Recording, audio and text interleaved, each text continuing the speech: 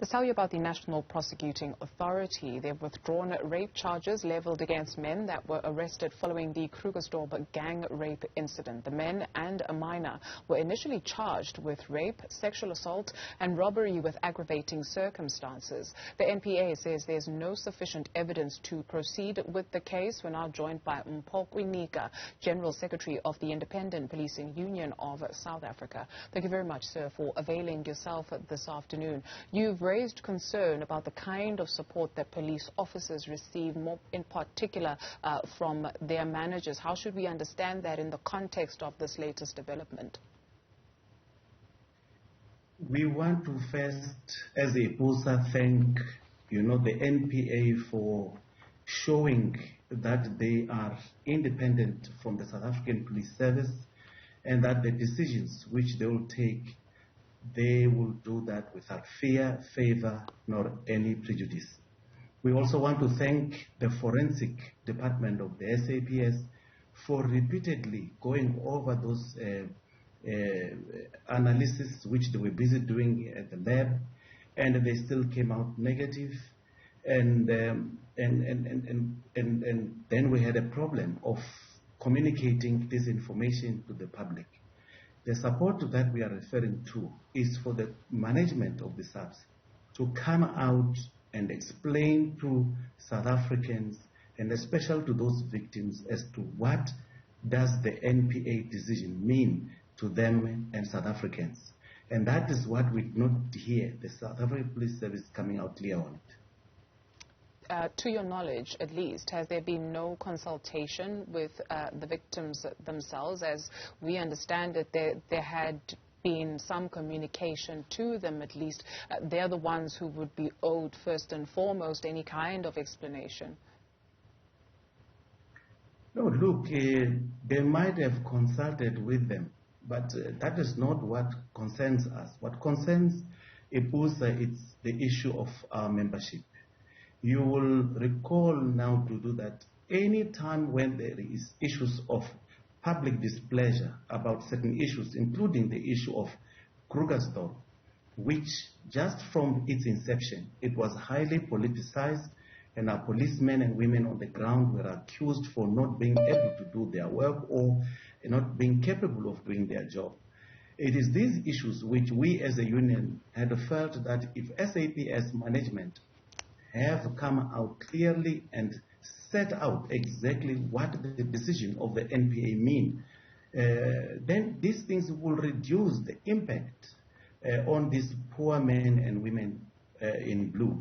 Because if the communities are not happy about the work of the police, the only representative they see of the South African Police Service is the vans that patrol their streets. And many of our policemen are being attacked, and some of them are even, because of the pressure of the work, even committing suicide. These issues can be reduced if the management play the role that they're supposed to be playing.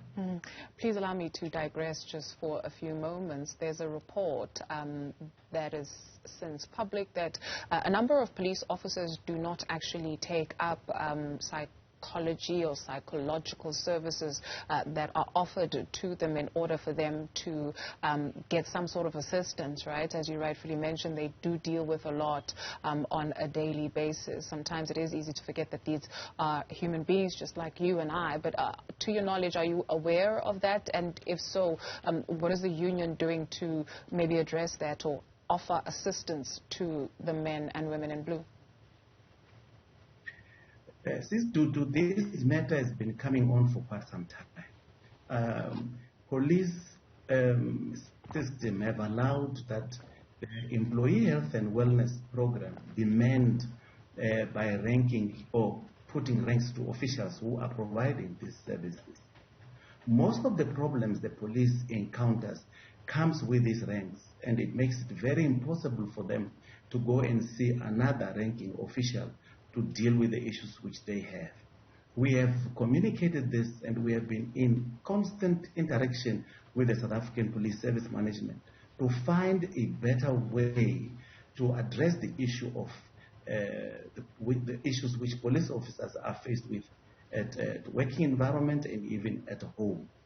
But what we can really encourage our policemen and women to do, in the absence of the better mechanism the SAPS can deal with this matter, is to encourage them to go to their general practitioners and let them refer them to hospital. And in hospitals, there are people who provide psychological and other support which the police officers need, without them being exposed to the current problems which they are faced with within the South African police service.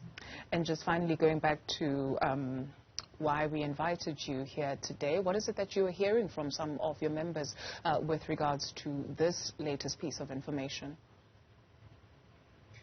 Look, yesterday we spoke to some of our police officers there, and not only them. I think this issue, South Africans must not only zoom it to Krugersdorp. I think they must do it, they must zoom it throughout the country, because the problems that the people, the police officials and communities in Krugersdorp are faced with is the same throughout the country. They were saying that, it was good that we raised the issue of them not being pushed out of that environment, because people were saying that they did not do a good job. They said they are continuing to do, and they will continue to do the job that they have been trained to do. But they also need support. They need to be supported by the communities whom they serve, and they want to be supported by the police officers who lead them. The issue of NPA decision, it is not the first time that such decisions are made in Krugersdorp. These decisions are made every day. What we were not happy about the yesterday's response by the police, it was that this matter, the report of the forensic report, the first people who have received it before NPA, it was the SAPS. And one would have expected them to be well prepared before the NPA goes to court and withdraw those charges. What we also want to say is to the victims and South Africans is that when the matter has been withdrawn, it does not mean that that is the end of it. It just means that what has been presented before the court, it is not sufficient for the prosecution to proceed with those matters. But should there be a new evidence that resurfaces and that link any of the 14 suspects, these matters may be reinstated against them. So there is a renewed effort between the communities of Krugersdorp and the police officials to go out and look for the real suspects in the case of Krugersdorp. Mpho Kwinika is the General Secretary of the Independent Policing Union of South Africa. Thank you for your time.